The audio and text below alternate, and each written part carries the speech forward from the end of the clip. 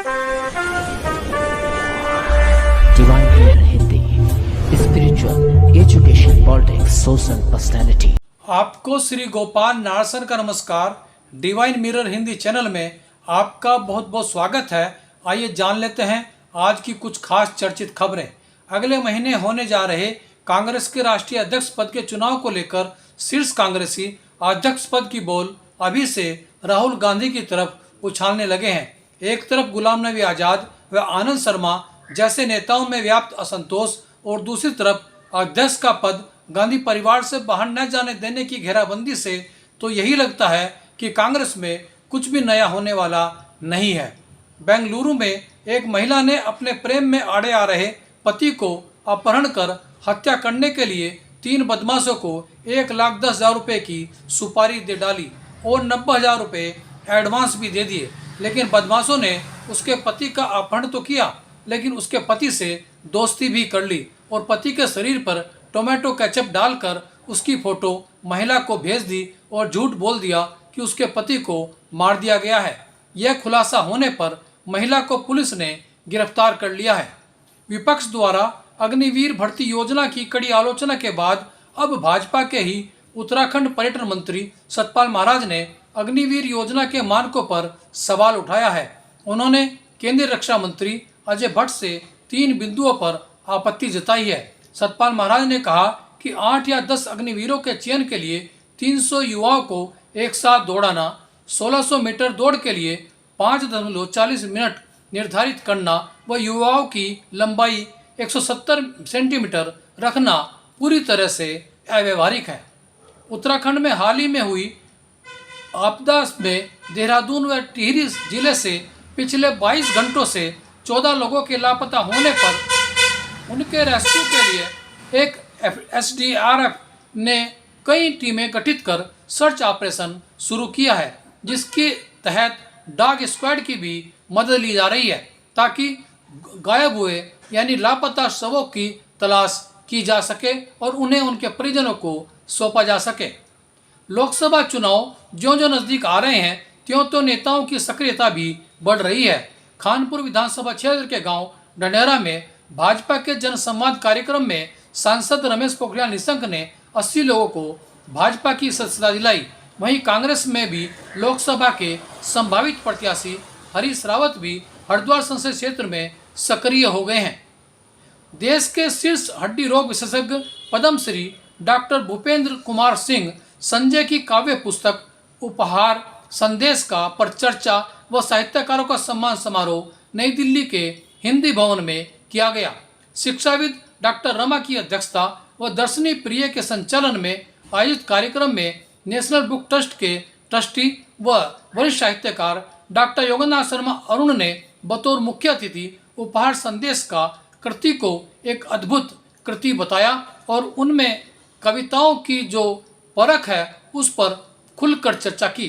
उन्होंने कहा कि एक हड्डी रोग विशेषज्ञ होते हुए भी डॉक्टर संजय ने मार्मिक कविताओं का चित्रण किया है और गांव की पृष्ठभूमि को रेखांकित भी किया है। डॉक्टर योगेंद्र शर्मा अरुण ने कहा कि यदि एक चिकित्सक एक सरस्वती पुत्र बन जाता है तो निश्चित रूप से इससे संवेदना उत्पन्न होगी और वो एक सफल चिकित्सक भी सिद्ध होगा।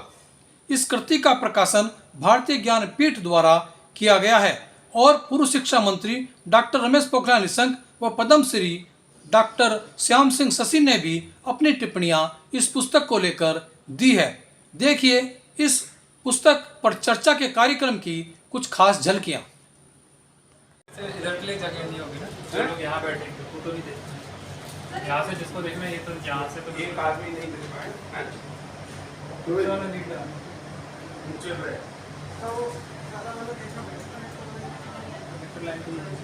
प्रोजेक्टर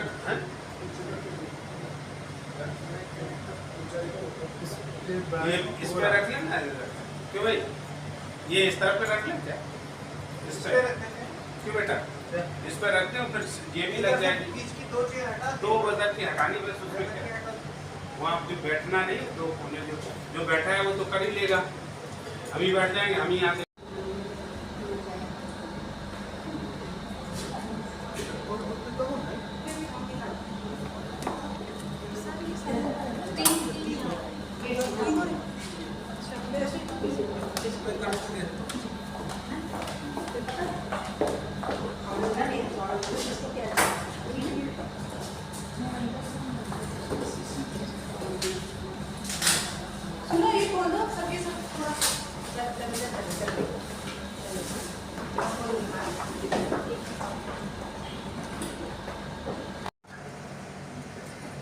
मेरी माँ इसको बहुत अच्छी तरह से महसूस भी करती। और तो खेलना जाना पड़े तो घर में तो अंदर व्यवस्था नहीं थी, लेकिन चौपाल में या जो बाहर होती है मैदान में जहाँ गुल्ली डंडा खेलें या आपको जो भी खेलने का था तो वही कहते हैं। लोग मेरे से ये भी कहते हैं कि आप इतना काम कैसे करते? तो मैं कहता हूँ कि कोई काम मैंने अभी से नहीं सीखा, मैंने इसको बचपन से ही सीखा। और काम में रुचि पैदा करने में मेरे 3 महिलाओं का बहुत महत्व है। मुझे बनाने में यहाँ पे मुझे महिलाओं ने बहुत बनाया है और बिगाड़ा भी है, लेकिन मैं ये कहूँगा कि बनाने वाली महिलाओं ने हमारे साथ बहुत किया है। और 3 महिलाओं को मैं बहुत इस मंच के माध्यम से कहना चाहूँगा। उनमें है मेरी दादी, जिसकी वजह से मैं उन्हीं के साथ सोता था, उन्हीं के कारण मैं खेत में जाता। वो बूढ़ी थी, वो घास काटती थी, ला नहीं पाती थी, लाता नहीं था। बहुत बड़ी बात है। वाह। और मुझे दादी का ऐसा, मैं सोता भी उन्हीं के साथ। फिर मेरी माँ बिल्कुल मशीन है, और उसके बाद मेरी जो पत्नी बैठी हुई वो आज भी मशीन है। बहुत सी चीज़ें आप जानते नहीं होंगे वो कैसे करती हैं और क्या करती हैं। हमारे जब वो पूछते हैं स्टाफ से, मैं बात करता हूँ, काम हो या ना हो इनको 12 बजे के बाद ही सोना है। वो क्यों? क्योंकि वो आदत सी पड़ गई है, नशा सा हो गया काम का। काम ढूंढती रहती है कि कोई ना कोई, आपको खाना नहीं खाना है, चलो बेटे को नहीं खाना है तो कोई बात नहीं, कुत्ते को खिला देते हैं, उसी से बात करते हैं। तो वो कुछ ऐसे चीज़ें हैं तो इससे मैं बहुत प्रभावित हूँ। ये तीनों लोगों की 5 साल में बनी है। मैंने एक बार गुरुजी से कहा कि भाई इसकी विमोचन नहीं हो रहा, तो पता क्या कहते हैं? अरे कहते डॉक्टर साहब पकने दो।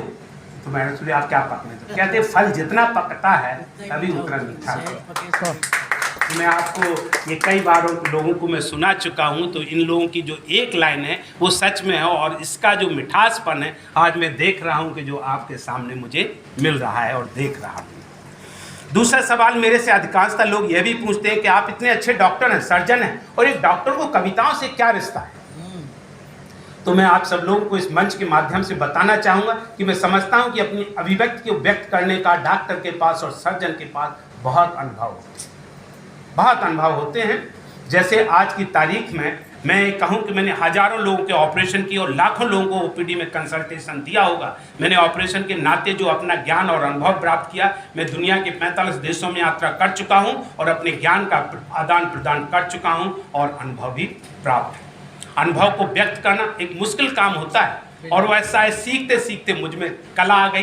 पहले मुझे लगता ही मैं अच्छा बोलता भी हूँ, लेकिन बोलने के साथ साथ मैं लिखने में लगा, और शायद इसी का नाम है कि आपका व्यवहार, आपके ये जो आप उपहार आपके हाथों में, और इसी का प्रणाम है। मैं तो यहाँ तक कहता हूँ कि हर किसी के अनुभव होता है और हर कोई अपने अनुभव को दूसरों से साझा करे। उससे क्या होगा, मुझसे जो कोई गलती हुई और यदि आप सुन लेते हैं तो कम से कम आप वो गलती तो नहीं करेंगे, और यह हमारे और जो करता चल सबसे राम राम, यश पाएगा तू दुनिया में, राम करेंगे तेरे सब काम।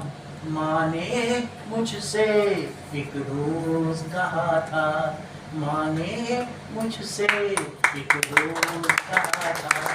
मेरे मित्रों, जो माँ को आदर्श मान सकता है, जो माँ से भी बड़ी दादी को आदर्श मान सकता है, और जो उसकी आधा शरीर अपनी पत्नी को जो आदर्श मान सकता है, वो रचना नहीं करेगा तो कौन करेगा? क्या बात है, बहुत बड़ी रकम, सुंदर। डॉक्टर साहब, आज मैं अपनी व्यक्तिगत, डॉक्टर साहब ने जो मुझे ऋण दिया है वो बताना चाहता हूँ। आज से 7-8 साल पहले एक ऐसा एक्सीडेंट हुआ था जब बस का पिछला पहिया, जिसमें 2 टायर होते हैं, मेरे कूल्हे पर यहाँ योगेंद्र जी का, जो मेरे बड़े भाई हैं, जो मेरे लिए बहुत पूजनीय भी हैं, उनका बड़ा योगदान था। और आज जो मैं संजय जी की जो कविताएं और जो ये इसमें लिखी गई हैं, और मैं अभी एक निगाह से, एक सरसरी निगाह से देख रहा था, क्योंकि मुझे ये मालूम नहीं था कि कार्यक्रम क्या है।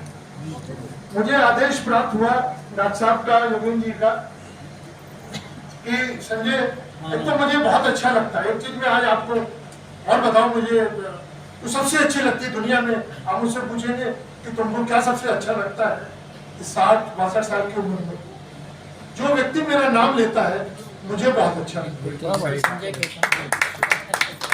और आपको बता दूं कि मैं भारत के विभिन्न विश्वविद्यालय कॉलेजों में जाता रहता हूँ और विदेशों में जाता रहता हूँ। विदेश में हमारा इंस्टीट्यूट भी है, लेकिन मुझे कोई मेरे नाम से नहीं जानता। और जो मेरी माँ थी वही, माता पिता वो रहे नहीं, तो मुझे संजय के नाम से जानती। और अभी बल्कि एक बहुत बड़े केंद्रीय मंत्री मुख्यमंत्री रहे, तो वो ये कह रहे थे एक सभा में 20-25 लोग बैठे थे कि मैं ये काम संजय को देना चाहता हूँ। फिर उन्होंने दोबारा 4 बार संजय संजय किया। तो वहां जितने विद्वान बैठे थे बहुत बड़े लोग थे, कोई रिटायर्ड गवर्नर, कोई रिटायर्ड ICS, कोई अंबानी, कोई अडानी, इस तरह के लोग बैठे थे। तो कह रहे थे कि मैं ये चीज संजय को देना चाहता हूँ। तो मैं तो समझ गया मुझे इंगित कर रहे हैं। उनके बराबर में बैठे हुए उनके सगे फूफा जो ICS रिटायर्ड थे, वर्मा साहब, उन्होंने मुझसे कान में पूछा कि ये संजय कौन है। अच्छा है। तो मैंने हल्का सा इशारा किया कि क्योंकि वहां ऐसे बड़े लोगों के सामने क्या बोलना, तो उन्होंने कहा कि आप तो डॉक्टर कौशिक हैं।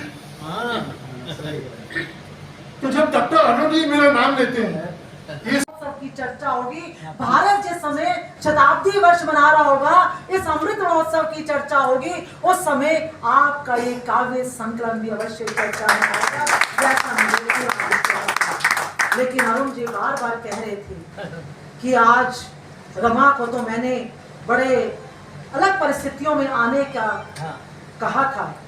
अरुण जी, विधाता के विधान को कौन समझ पाया है? भूपेंद्र जी, जिस समय आप पद्मश्री प्राप्त कर रहे थे और मैं दूरदर्शन से आपको देख रही थी, क्योंकि मेरा बेटा जो है वो मेडिकल की शिक्षा ग्रहण कर रहा है, तो मैं उससे बात कर रही थी कि देखो मेडिकल के से जुड़े हुए लोग कैसे पद्मश्री प्राप्त करते हैं। आपका मैं चित्र दिखा रही थी और मैंने कहा देखो डॉक्टर हमेशा जो है गंभीर नहीं होते, डॉक्टर में मुस्कुराते हैं। और देखो ये जो पद्मश्री लेने वाले डॉक्टर हैं ये खिलखिला कर हंस रहे हैं, क्योंकि उस समय भी आपने और ईश्वर मुझे संकेत दे रहे थे कि चिंता मत करो, ये जो डॉक्टर पद्मश्री ले रहा है एक दिन इसकी पुस्तक आएगी और उस पुस्तक के आपने अरुण जी, आपने बड़े मन भाव से आपने श्याम सिंह शशि जी को बुलाना था, आपने डॉक्टर जयप्रकाश करदम जी को बुलाया क्योंकि उन्होंने बहुत अच्छी भूमिका में लिखा भी हुआ है, लेकिन विधाता ने तो मुझे ही अध्यक्ष बनाना था।